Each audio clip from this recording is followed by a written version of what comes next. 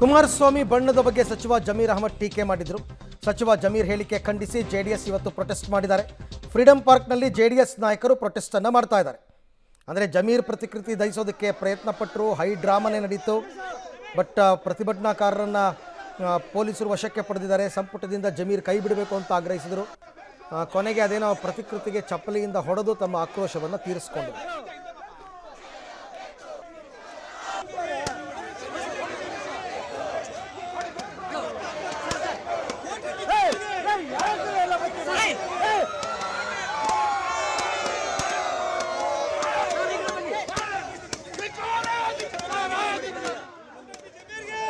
निखिल कुमारस्वामी को नवे हमारे कालिया कुमारस्वामी को हराने वाला टाइगर इकबाल हुसैन साहब ये वोटे ಕೊಡಬೇಡಿ ನೀವು ನಾನೇ वोट केಳಕ್ಕೆ ಬರಲ್ಲ तो वोट नहीं होना कहते वोट पूछने आता नहीं कहते ये कौन बोल रहा सो हमारा काला कुमारस्वामी ನಾನು ಅವತ್ತಿಂದ ಅವ್ರಿಗೆ ಪ್ರೀತಿಯಿಂದ ಕರೆಯೋಣನೆ ಅಂತ ಹೇಳೋದು. ಪ್ರೀತಿಯಿಂದ ಪದ ಬಳಸೋದು ಅದು ಹಳೆ, ಅದು ಪ್ರೀತಿ ಇಲ್ಲ ಸರ್. ಹಳೆ ಸ್ನೇಹಿತರು, ನಾವು ಸ್ನೇಹಿತರಾಗಿದ್ವಿ. ನಾವು ಬೇರೆ ಪಕ್ಷದಲ್ಲಿ ಇರ್ಬೋದು, ನಾವು ಬೇರೆ ಪಕ್ಷದಲ್ಲಿ ಇರ್ಬೋದು, ನಾನು ಬೇರೆ ಪಕ್ಷದಲ್ಲಿ ಇರ್ಬೋದು. ಹಳೆದೆಲ್ಲ ಮರೆಯೋಕ್ಕಾಗ್ತದಾ? ನಾ ಅವತ್ತಿಂದನೂ ಕುಮಾರಸ್ವಾಮಿಯವ್ರನ್ನ ಕರೆಯೋಣ ಅಂತ ಇದ್ದಿದ್ದು, ಅದೇ ಹೇಳಿದ್ದೀನಿ. ತಪ್ಪೇನಿದೆ ಅದಲ್ಲಿ? ಈಗ ಅದೇನಾಗ್ತದೆ, ಅದು ಮುಂಚೆಯಿಂದ ಬಂದುಬಿಟ್ಟಿದೆಯಲ್ಲ, ಅದು ಆಟೋಮೆಟಿಕ್ ಬಾಯಲ್ಲಿ ಬಂದುಬಿಡ್ತದೆ. ಅದಕ್ಕೆ ಏನಂತ ಅಂಥದ್ದು ಏನಂತ ಹೇಳಿದ್ವಿ ಕ್ಷಮೆ ಇಲ್ಲ. ಈಗ ನಾನು ಈಗ ಮೊದಲೇ ಬಾರಿ ಕರೆದಿದ್ರೆ ನಾನು ಕ್ಷಮೆ ಕೇಳ್ಬೋದಾಗಿತ್ತು. ಮೊದಲೇ ಬಾರಿ ಅವತ್ತಿಂದ ಹೇಳ್ತಲ್ಲ, ನಾನು ಪ್ರೀತಿಯಿಂದ, ಅವರು ಪ್ರೀತಿಯಿಂದ ನನ್ನ ಕುಳ್ಳ ಅಂತಾಯಿದ್ರು, ನಾನು ಅವ್ರಿಗೆ ಕರೆಯೋಣ ಅಂತ ಇದ್ದೆ. ಹಂಗೂ ಅವ್ರಿಗೇನಾರ ಯಾರಿಗಾನ ನೋವಾಗಿದ್ರೆ ಕ್ಷಮೆ ಕೇಳ್ತೀನಿ. ಅದೇನಿದೆ, ತಪ್ಪೇನಿದೆ? ಅವ್ರಿಗೆ ನನ್ನ ಮಾತಿಂದ ಯಾರಿಗಾನ ನೋವಾಗಿದ್ರೆ ನಾನು ಕ್ಷಮೆ ಕೇಳ್ತೀನಿ. ನಾನು ಈಗ ಆದಿಂದ ಯಾರನ್ನ JDS ಕಾರ್ಯಕರ್ತರಿಗೆ ನಾನು ನೋವಾಗಿದ್ರೆ ಕ್ಷಮೆ ಕೇಳ್ತೀನಿ.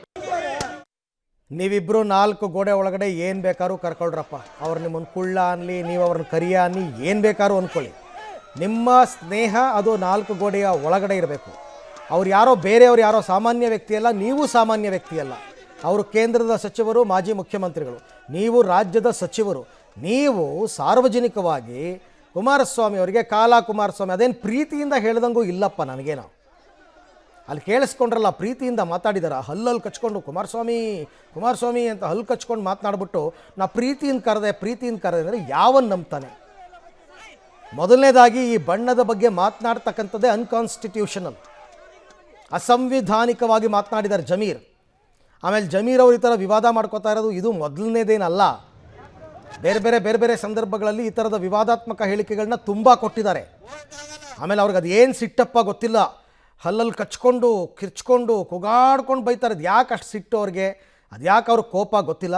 ಏನೇ ಆದರೂ ಜನ ಎಲ್ಲವನ್ನೂ ಕೂಡ ನೋಡಿದ್ದಾರೆ. ಅದರ ಉತ್ತರವನ್ನು ಈಗ ಮತಗಳ ಮುಖಾಂತರ ತೋರಿಸ್ತಾ ಇದ್ದಾರೆ.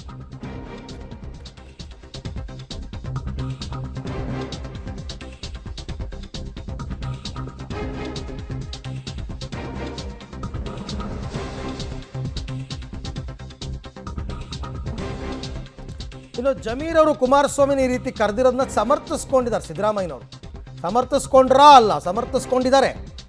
ನನ್ನನ್ನು ದೇವೇಗೌಡರು ಗರ್ವಭಂಗ ಮಾಡಿಬಿಡ್ತೀನಿ ಅಂತಂದರು, ಅದು ಸರಿನಾ? ಹೀಗೆಲ್ಲ ಪ್ರಶ್ನೆ ಮಾಡಿದ್ದಾರೆ. ಆಮೇಲೆ ಅವರೇನೋ ಗಂಟಸ್ಯ ಅವರಿಬ್ಬರು ಕೂಡ ಹಾಗಾಗಿ ಮಾತಾಡಿದ್ದಾರೆ ಅಂತ ಹೇಳಿರೋದು.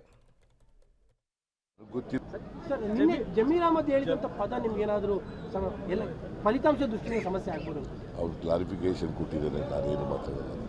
ಅವ್ರು ಎಷ್ಟು ಮಟ್ಟಿಗೆ ಸರಿ?